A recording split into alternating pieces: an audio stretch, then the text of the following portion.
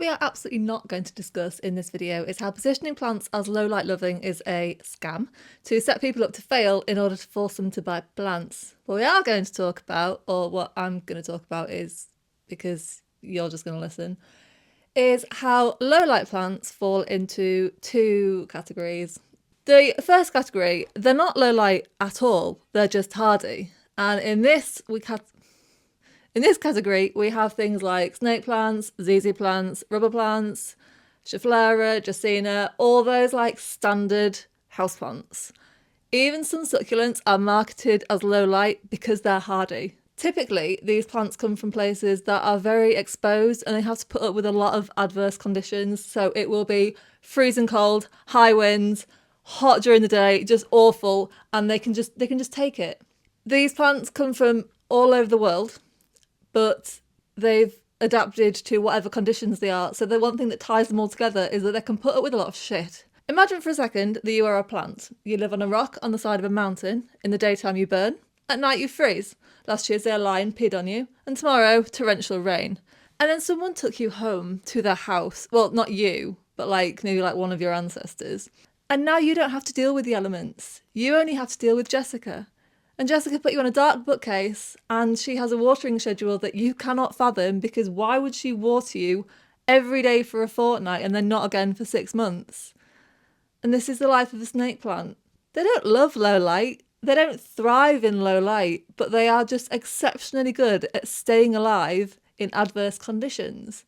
They're probably even grateful. The wild is a treacherous place for a plant. They can't move. At least in Jessica's house, they are not going to get eaten or trampled by wildebeests. They are safe. I'm not saying you can't kill them, but that isn't what this is about. They can tolerate low light, fine. I'm just saying that if your snake plant is thriving in low light, it is despite of those conditions, not because of them. The other camp we have of low light plants is different. We are talking Calathea, alocasia, ferns, maybe anthurium. Now imagine you were a Calathea. I said it right? And you're chilling in Brazil and you're protected from everything. It is consistently warm. There are trees everywhere, so you get protected from the wind. It is so humid. There is water everywhere. It's super clean. There is a layer of leaf litter on the ground, so it's nice and fertile, but it's still quite aerated. The sun can't get through the canopy very well, so the light is super well filtered, but there's still sunlight. Everything is just consistent. You don't like change because you have no concept of it. And now you've been condemned to Jessica's bookcase. You don't actually know this, but Jessica used to have a snake plant, and unfortunately it made a bid for freedom and her dog ate it. The dog is fine. Snake plants aren't that toxic, but she did have to take it to the vet, so now she's like, I need a plant that is both suitable for low light, because you're only going on the bookcase, and also pet safe. It becomes apparent to both you and Jessica over the next few weeks that there are a few things you are not seeing eye to eye on. In your defence, you have no mechanism for coping with changes and no inclination to adapt to your surroundings because it has simply never come up before. In Jessica's defence, from what she could see, the snake plant thrived when it was in the same spot you are. It didn't grow, but do snake plants even grow? And now she has a plant that at the last count suffered from too much light, not enough light, inconsistent humidity, it was too cold, then it was too hot, then she overwatered it, then she underwatered it, then she fed it, but it was too strong, and then she didn't feed it enough. And you also have spider mites and thrips. So we have two plants that were marketed as low light, but for very different reasons. I mentioned a couple of other categories at the start of the video, so we're going to get into that now, but they're not actually categories. They are just plants that deserve honourable mention.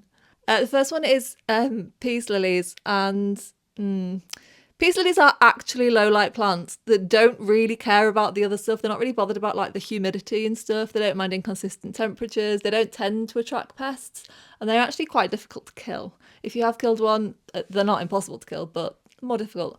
They have been in cultivation for centuries.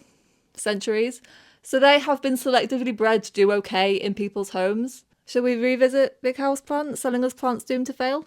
No. Peace lilies do, however, like to live like they're dying. They vary so much from plant to plant in terms of how much care they need. I'm actually starting to think they have a collective hive mind and are conspiring to drive us all mad. Giving advice on peace lily care is so hard because you're okay, right, give it more light. No? less light. Try, I don't know, more water, less water. If you fed it, okay, stop feeding it. They are just actual chaos, and we keep buying them. Presumably because every now and again they give us flowers that are mid at best. I honestly don't know what the peace lily hype is, and yet I buy into it.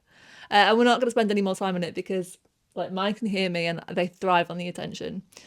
The other plant I wanted to mention was my actual hero, and it is the humble Epipremnum aureum, or golden pothos, as you more likely know it as. This is a plant that is weakly mistaken for a variegated monstera on houseplant subreddit. It is a plant that comes from a tiny island in French Polynesia and managed to become an invasive species. It even rebranded itself. It's not actually a pothos, but Epipremnum isn't a marketable term. Now, obviously humans took it to America, or like one of the many places that it ended up. I'm not saying like it did it by itself. And also there are loads of invasive species, so how could it be that special? But this one can't reproduce. At least like not the same way other plants reproduce, which is by producing flowers. And then the flowers are pollinated by like insects or bats or whatever. And then, I don't know really actually, seeds happen, and then they germinate and you get more plants. So there are plants that do like pups or they like trail on the ground and stuff. But in general, it's flowers. That's sort of what they're for. And there's like, you know, ferns with like spores and stuff. But golden pothos should be flowerers, but they don't. They're called, the term's like shy flowerer. When, like they do flower, but when they do, it's so rare that scientists go and study it. And yet it is an invasive species. They just like crawled along wherever they wanted, without even reproducing properly. And I'm assuming that somewhere along the way they were like, I'm going to go and live in someone's house. But they're sort of grateful for it and humble. They're like, low light, whatever, humidity, don't care. Will I get too big? No, not unless you want me to. I'll even root in water like a fucking dream. Water me when you can, but don't feel the need for like a pole or anything. So Monstera, if you don't give them a pole right, they will snap in half, despite literally having a mechanism of aerial roots that can root into the ground and prop them up. If you do grow a pothos in full sun and let it root into a moss bowl, it will produce massive leaves with splits in and these incredible variegation patterns, and yet so few people are aware of it that they actually think that it's a different plant. There are plenty of plants that will survive fine in a low environment, but to me, pothos are the one that I feel like they're just getting a raw deal. But I suppose like it's their own fault for looking so pretty when they trail, and because they reproduce so easily, well, like you can cut them and prop them, they look pretty when you put them all together. So yeah. To recap, some plants are tolerant to low light, others need it but are picky bitches to the extreme in every other facet of their care. So you can pick your poison or throw out your calathea and buy your snake plant a grow light. If you enjoyed this video and you want to know more about houseplant care, this video, wherever it is, will teach you all you need to know, which is that water and light are literally like 90% of it, and the rest is just vibes. Also, please like and subscribe so I can fulfill my dream of transforming this house into a rainforest. You don't have to hit the notification bell because I assume we all have our notifications turned off. Anyway, thank you so much for watching. I will see you next time. Bye!